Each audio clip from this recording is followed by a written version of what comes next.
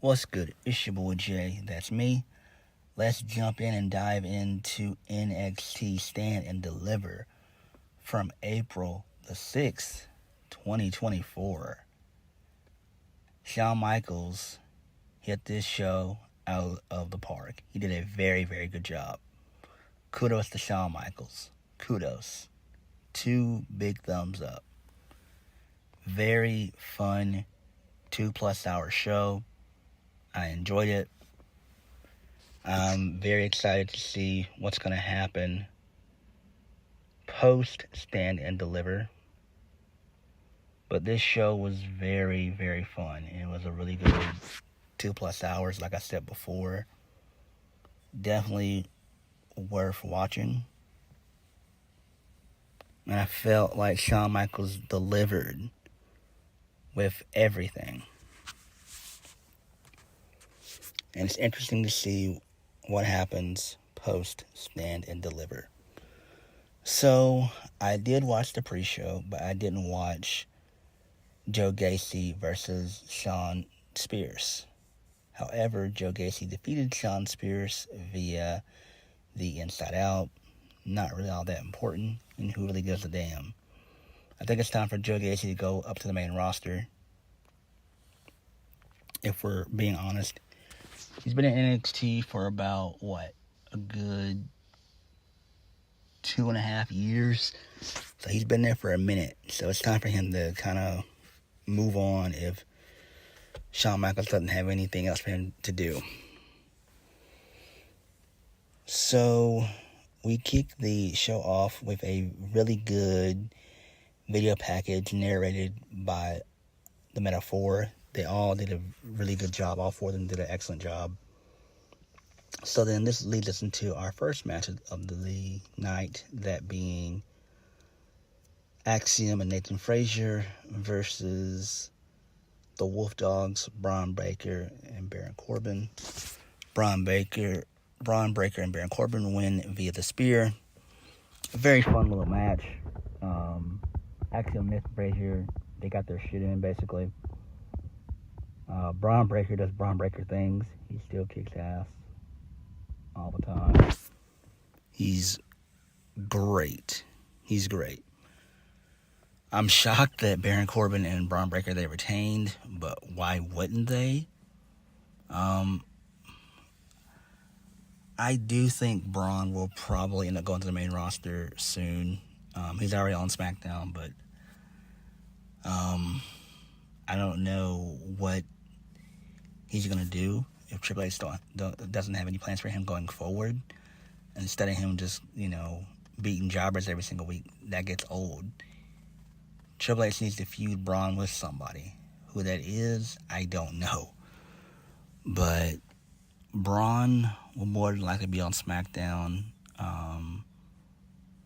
probably after the next Premium Live event, whenever that will be for NXT. I'm not sure. So I don't know. But the match was solid. It was fun. The crowd was definitely into it. Crazy spots. Oh, and it was funny what Booker T did. He tried to do his no meat, no water, no bread intro, and he couldn't do it. He was able to do it later on, so he got pissed about that. But he had me rolling. Man, I love me some Booker T. Good shit.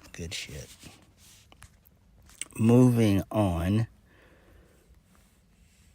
So, Oba Femi versus Dijak versus Josh Briggs. Triple threats for the NXT North American Championship.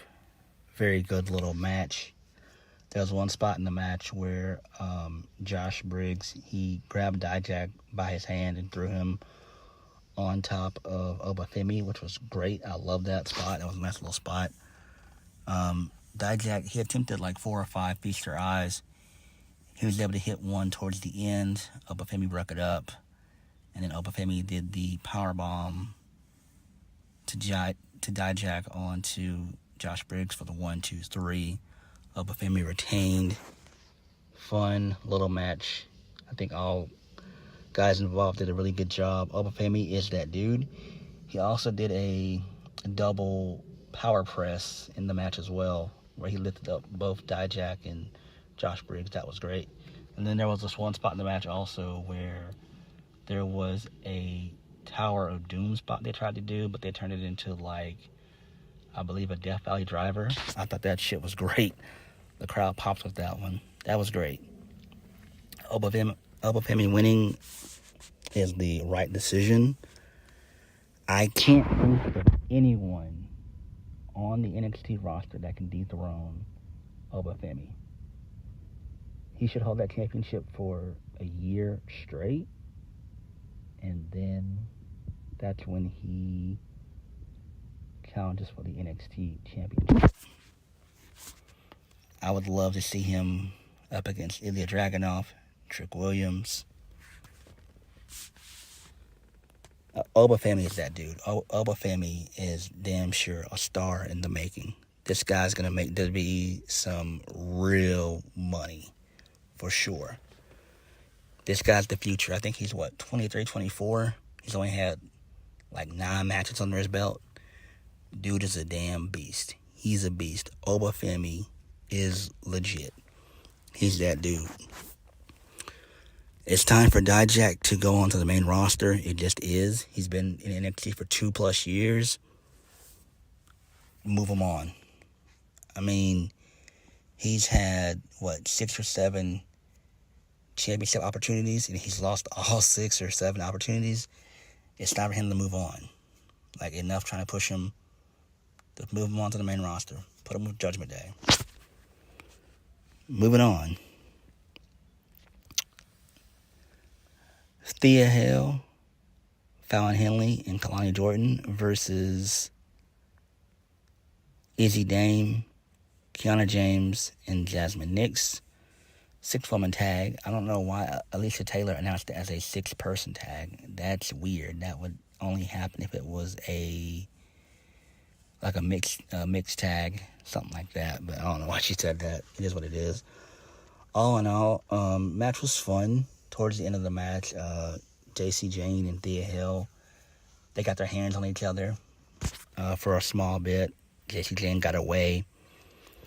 Izzy Dame, she tapped out to Thea Hail.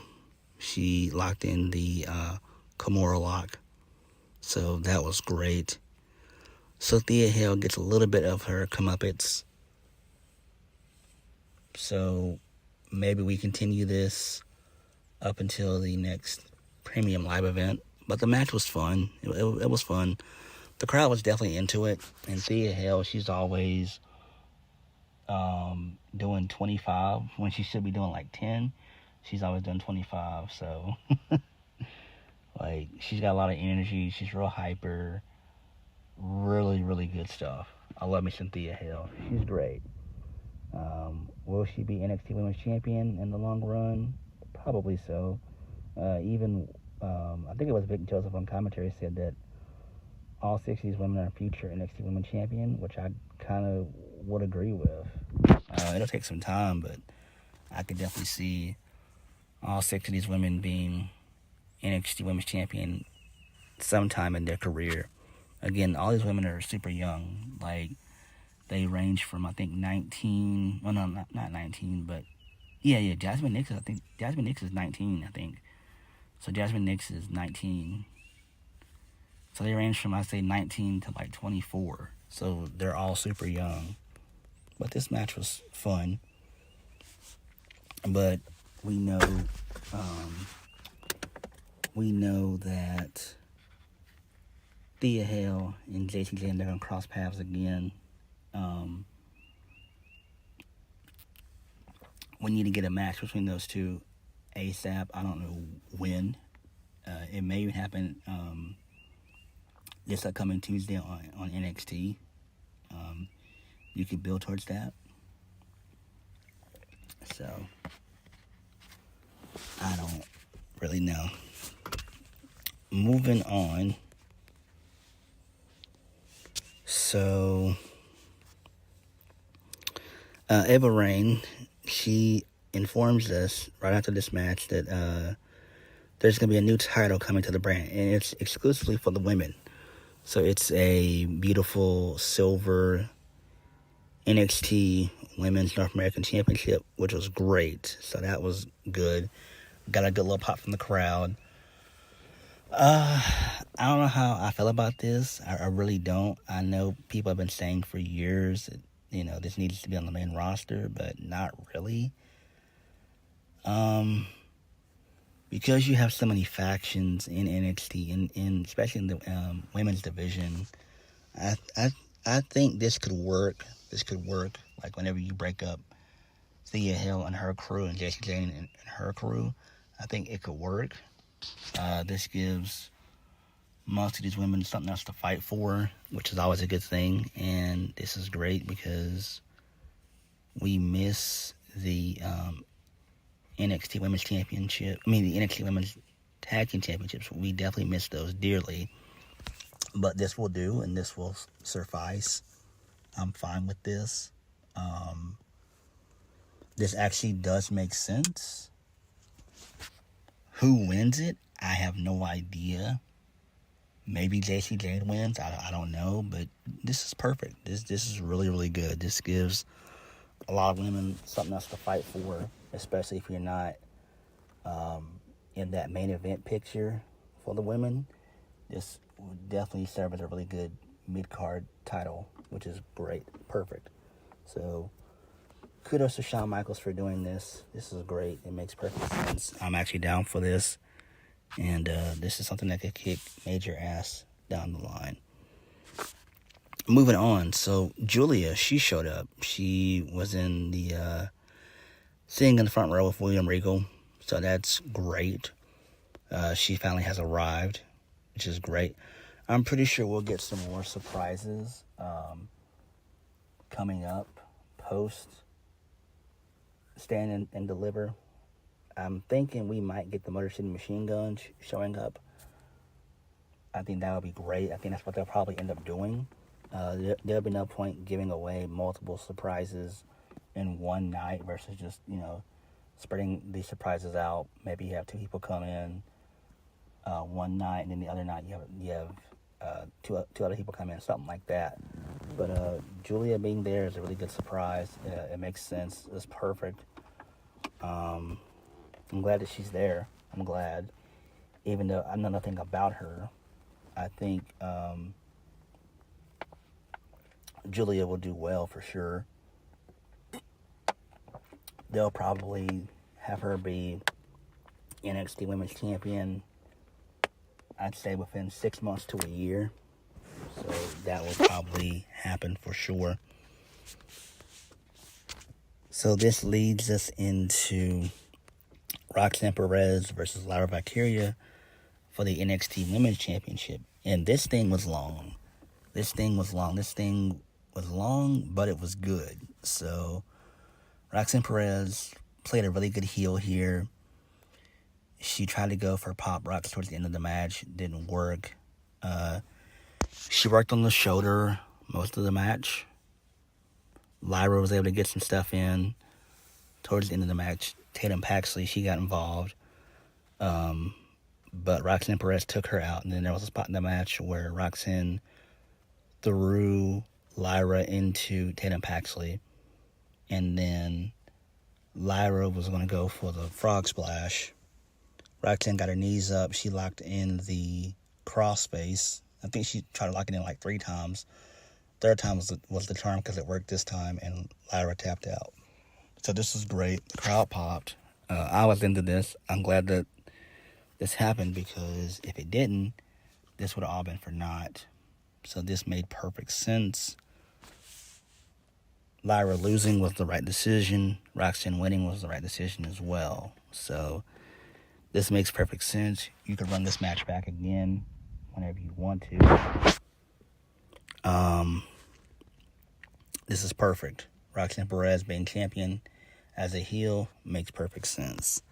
And she won clean. That was the shocker. She won clean. I was thinking she was going to grab the tights or something like that or whatever. But she won clean. And this is the right decision. So kudos to Roxanne Perez for winning. Moving on. So this leads us into Ilya Dragunov versus Tony D'Angelo for the NXT Championship. This match was hard-hitting. The family they were out there, so Stax, Lucia Cristofano, and Adriana Rizzo. Adriana Rizzo. So they were all out there. This is a hard-hitting match. So Tony D and Dragunov went to war. So Tony D put up one hell of a fight. So Dragunov did an H-bomb through the table. And then the finish came. That was when Dragunov did the Torpedo Moscow from behind, and then he followed that up with the H-bomb for the 1-2-3. So that's how we got the finish. But what happened in the middle of the match was Stax tried to get Tony D to cheat. He was going to handle the brass knuckles. Tony D was thinking about using it, and he was like, "Nah, I'm not going to use it." So that was great. So I love how they teased Tony D turning heel, but he didn't give into his heel tendencies. So that was great. So post-match, Dragunov and Tony D'Angelo, they embraced. They shook hands and everything else. So that was good. Right decision was made. I think what's going to happen is that Trick Williams is going to be the one to dethrone Ilya. It makes perfect sense. What do you do with Tony D going forward? I don't know. You could always do a rematch at some point in time. But where you go with Tony D long term, I have no idea. I don't even know who he could feud with. I guess after he loses to Dragunov again, you could put him in that mid card and have him go after the North American Championship. I think that would be great. So I don't know. But Dragunov winning, right decision, fun match. Dragunov is that dude. Moving on. So we got a Javon Evans vignette. He's like 19, super young, and we just saw clips of him being in NXT Level Up. And I'm just like, what the hell is this? Moving on. So Metaphor, they came out again, but this time it was to inform us that Philadelphia broke the all-time NXT attendance record by having 16,545 fans in attendance, which is great. So that's good. That's really, really good. I'm happy about that. It makes sense. So then this leads us into... Actually, no, it doesn't lead us into the main event. Not just yet. So, Lyra Valkyria and Tatum Paxley was trying to apologize to Lyra, and Lyra was very upset and distraught. It was almost like she was about to cry, but she didn't, and she just said, "Not right now, Tatum." So she was really frustrated about losing to Roxanne Perez. So this was good. So then this led us into the main event. Carmelo Hayes versus Trick Williams. So Carmelo Hayes came out with his usual get-up. He had Trick Williams' name up in the Raptors on a jersey. Trick came out, crowd erupted, whooped that Trick. Booker T did his usual shtick. So I love that. So Trick Williams defeats Carmelo Hayes. This match was fun. I enjoyed this. This match was fun. Carmelo played the role of the heel very, very beautifully, I might add. So there were several bumps in this match, ref bumps. So they fought on the outside a few times. Then there was a ref bump. Carmelo was bringing in a steel chair. Trick took it from him, and Trick started beating him down with the steel chair. Then the ref, he came too. the ref threw the chair out. Another ref bump. Carmelo was able to hit a low blow, and the ref counted to 2, so Trick kicked out. There was a third and final ref bump, and then Carmelo was going for the nothing but net. He hit it. A new referee came out, counted to 2. Trick kicked out at 2. Then Carmelo was trying to go for another move. Trick dodged it, and then he hit the Trick shot for the 1, 2, 3. Trick wins. And the crowd went insane. This was great. I actually enjoyed this because of the fact of the matter is Trick deserved to win this. He needed to win this. And I really don't think that it's over between Trick and Melo. I just don't see it. I don't. I think this is going to lead us into a series of matches before Carmelo heads up to the main roster. So I see this being a long-term feud for a little bit. I'm thinking by SummerSlam, or going close to SummerSlam, that's when Carmelo is going to get caught up. I really do think that is going to be the plan, because there's no point of Trick just winning like that. He won clean, which was smart, but this needs to be a series of matches. This just can't be a one and done. This just can't be. This can't be. No. And I'm not buying it. But Trick winning was the right call, right decision. NXT Stand and Deliver was great. I enjoyed it. So we did get the surprise of Gulia showing up. That was great. We'll probably get some more surprises this coming Tuesday on NXT. We should get some more surprises. So hopefully the Motor City Machine Guns, they'll show up. I think that would be great. Oba Femi continues to dominate. Ilya continues to dominate as well. Roxanne Perez winning. Right decision. Smart decision. She's going to run it back with Lyra again. We could also see a Ted and Paxley heel turn. Thea Hail and her crew, they got one up on JC Jane and her crew. So JC Jane and Thea Hail are still going to cross paths, which is great. So all in all, NXT Stand and Deliver was good. It was a solid 2+ hours. But what did you guys think? Like, comment, and subscribe. I'll catch you guys later. Peace.